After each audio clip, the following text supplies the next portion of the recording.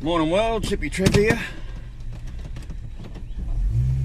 Off to Bundy. It's just gone after 8 in the morning and I've got to run to Bundy and I'll let you know about it in a minute. So anyway, roll the intro. Hi, Hippy Trev here and welcome to my channel. Hope you get something out of it. Rightio, morning world. So we had beautiful drop of rain last night. First decent rain we've had in quite a while actually, so that was good. Hopefully the lawn will start turning green again, because right now it's just brown and dead as dead can ever be. So I'm just going to nick down and grab some fuel. And we've got road works happening.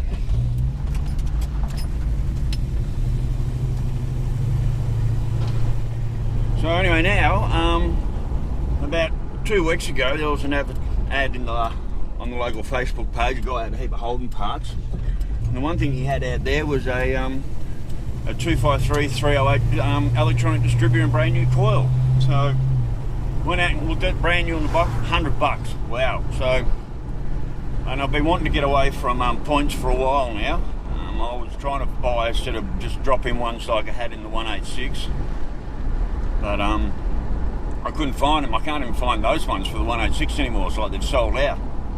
And anyway, this ad come up, so I went out there and got myself this brand new distributor with coil, electronic ignition, $100. So I put that in the other day, and boy did I have trouble trying to get that nut done up, or that bolt done up behind the where the distributor sits, because with the big fat ignition module on the side of the coil, could not get in there with a spanner. So I went down to local hardware. I spent $70. I bought a 9/16 open end ring spanner and a blowtorch, and I blew it and bent it, and now with the help of a set of vice grips I can actually get in there and loosen and adjust my timing, which is I still haven't got right, but I'm working on that at the moment. So I've just pulled in for fuel.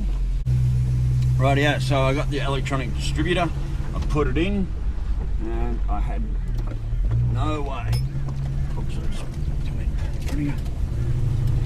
I could not get that bolt tightened up at all. I ground down a 1/4 drive socket, couldn't get that in there,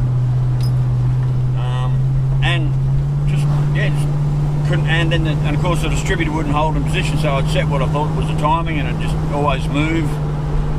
So yeah, I went and got the a 9/16 open end ring spanner from the local hardware, bought a blowtorch, heated it all up and bent it into position, and now with a set of vice grips on top I can actually get in behind the distributor there and move it. So at the moment I do a few miles, turn it off, sometimes she won't start because it's like so I'll keep moving the distributor, trying to get it in the right spot. So yeah, I now have an electronic distributor in the car, which means no more points, which I'm very happy about. Now the other thing is, now I'm off to Bundy this morning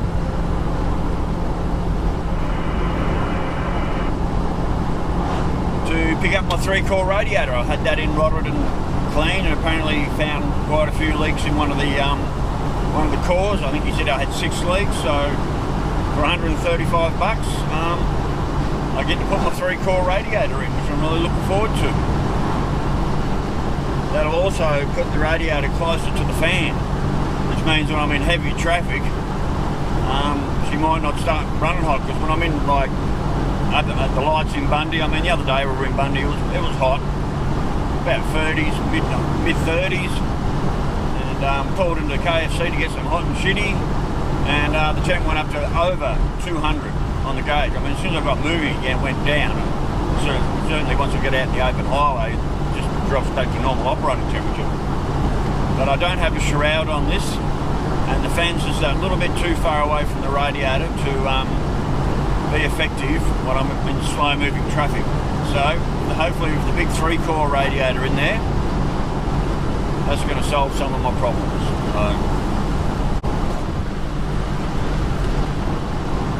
Let's just kick back and enjoy the drive.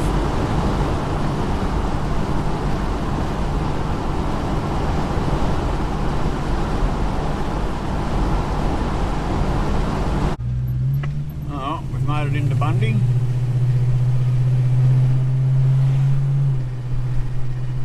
A little bit of roadwork coming in, but not too bad. So, Kawasaki dealership there on the left, where we bought Shelby's bike on Monday.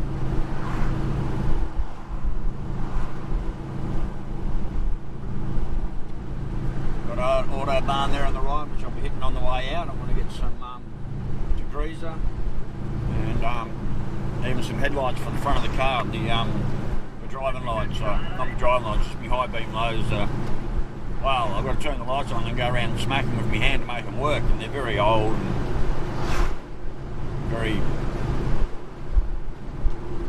not what you'd call good lights. So.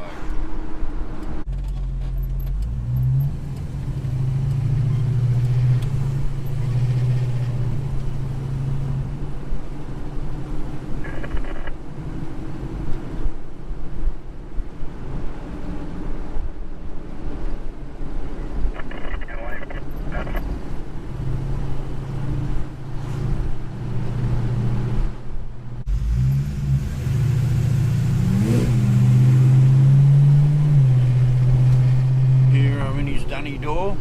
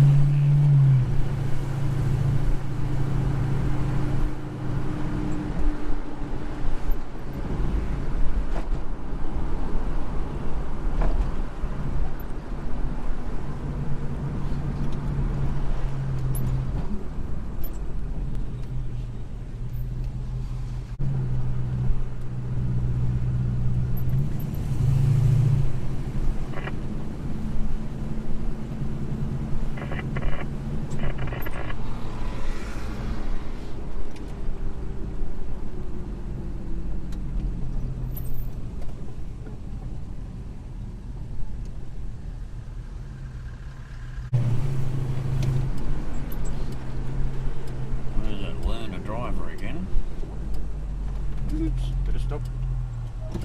Yep. Geez, even the main street looks very quiet. Normally it's jam-packed, so...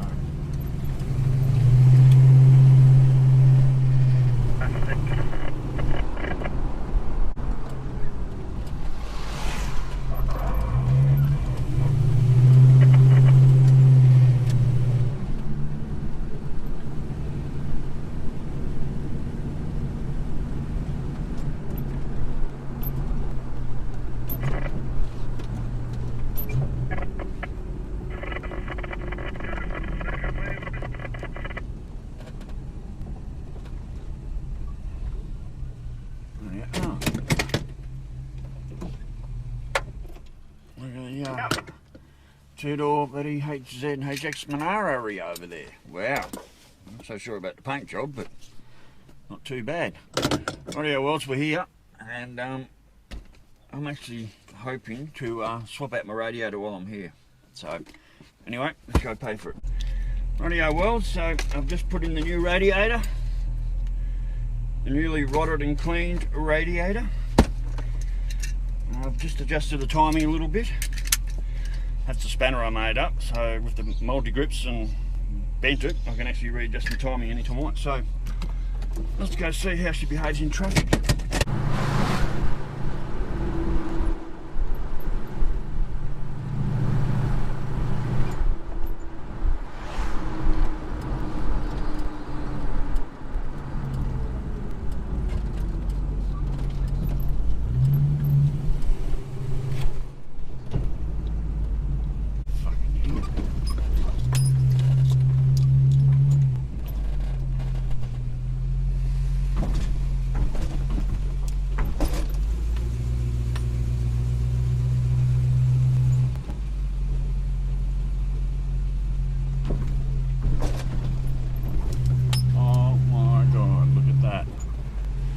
my God, people, look at that. Look at that. That is HT, I think. Don't think it's G. HT Prem wagon in Bundy. Oh my God, look at that. How fantastic was to see that. Well, I'm not the only HKTG wagon in Bundaberg, obviously.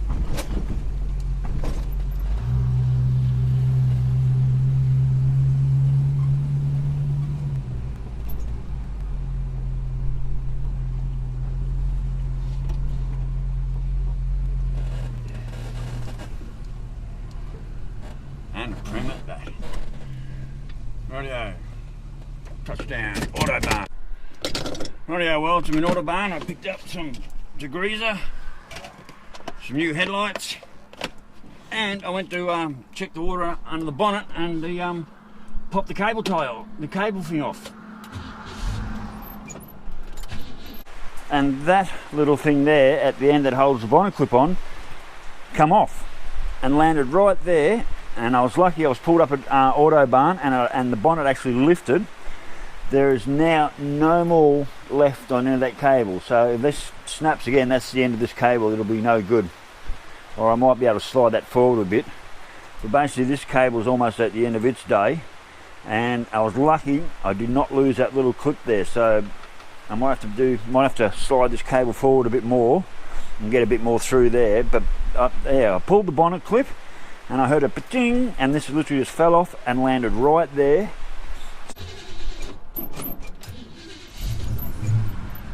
So I was bloody lucky, and it just fell onto the front of the bonnet there. I'll make sure there's nothing behind me. And I was very lucky. It's just enough.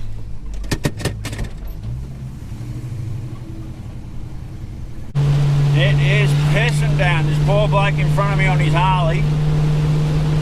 The car's actually was aquaplaning in a couple of spots. It's coming down that hard. This poor bloke, I'm glad it's him and not me up there at the moment. We're only doing like 50 mile an hour. My car's, she's moving over the road. That's a lot of water coming down. This guy will be drenched to the fucking bone. Poor bugger. Nowhere to pull in, there's no shelter out here, there's no petrol. The closest petrol station here is Appletree Creek. It is teeming down. I don't think you can get a full idea, like this car is moving all over the road. So I'm aquaplaning, literally. I'm not going to go any faster. Looks like we're just about to come out the other side of it now. He's getting a bit more speed up, but it is pissing down. I hope he gets some of this at home. My lawn can certainly do of it. Oh, he's just got swamped by that truck.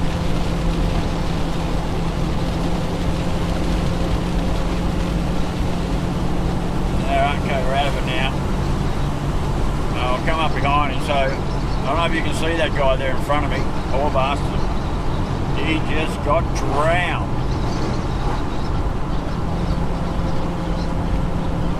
So it's a good 25-30 k's to Appletree Creek before the nearest petrol station.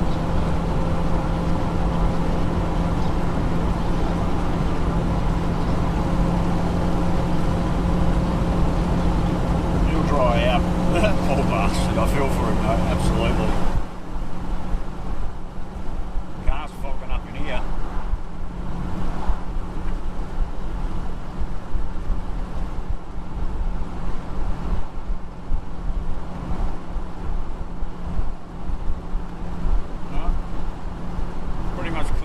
Ahead now, it's only right going through that little rain band. Rightio, well I'm home, and as you can see, it's kind of pissing down at the moment, but we will not complain because I don't know if you can see, but my lawn over there is dead in so many places. Now, so the new 3-core radiator's in, there she is, she's in. There's how much space between the fan I've got, which isn't a great deal. But I've spaced it right out, as you can see. Now what's happened is this hose here is severely kinked. I don't know if you can see that.